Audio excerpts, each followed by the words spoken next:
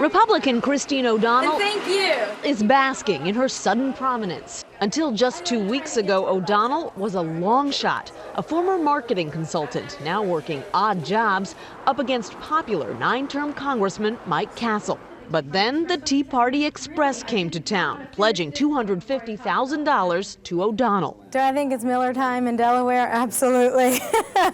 That's Miller, as in Joe Miller, who came from nowhere to beat Senator Lisa Murkowski in Alaska's primary after the Tea Party Express gave him $550,000. We have these cases where the movement is able to pull money together quickly, and that really lends an air of authority and viability to candidates that might not otherwise have risen to the top. This time, though, the Republican establishment was ready, pumping money and resources into Congressman Mike Castle's campaign and coming down hard on O'Donnell.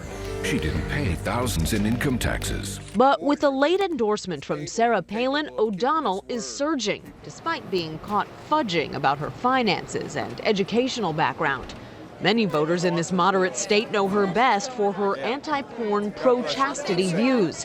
I know many sexual virgins who are not sexually pure, O'Donnell wrote in 1998. The bottom line is that I am the only Republican who has a chance of winning in the general election. But the Tea Party Express suddenly has deep pockets to help outsider candidates. It's a political action committee, or PAC, that was only created this election cycle, but has already raised and spent $5 million. Where's the bulk of the money coming from?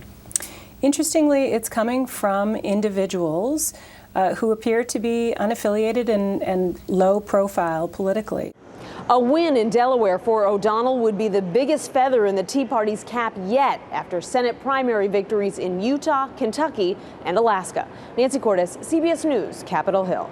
Jeff Greenfield is our senior political correspondent. Jeff, we've seen Tea Party picks upset establishment GOP candidates in several states already. So why is the Tea Party upset in Delaware so significant? I think first it's would be their biggest scalp. Mike Castle represents all of Delaware. He was the former governor. He's won statewide 10 times. For him to lose to somebody who's never won an election would really be a signal of the Tea Party strength. More important, there is no scenario for the Republicans to win the Senate outright without capturing this Democratic seat.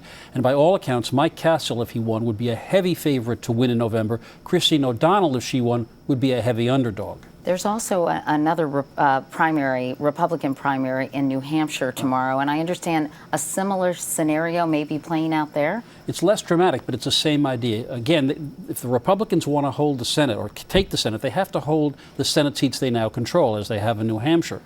Kelly Ayotte, the Attorney General, is marginally favored to win. Her Tea Party opponent, Ovid LaMontagne, is considered a relative underdog. So it's the same kind of situation. The problem is that intensity matters a whole lot in primaries. Intensity is all on the side of the Tea Partiers, and what the regulars fear is if the Tea Party candidates win, Republican control of the Senate is less likely. All right. Jeff Greenfield, thanks for your perspective tonight.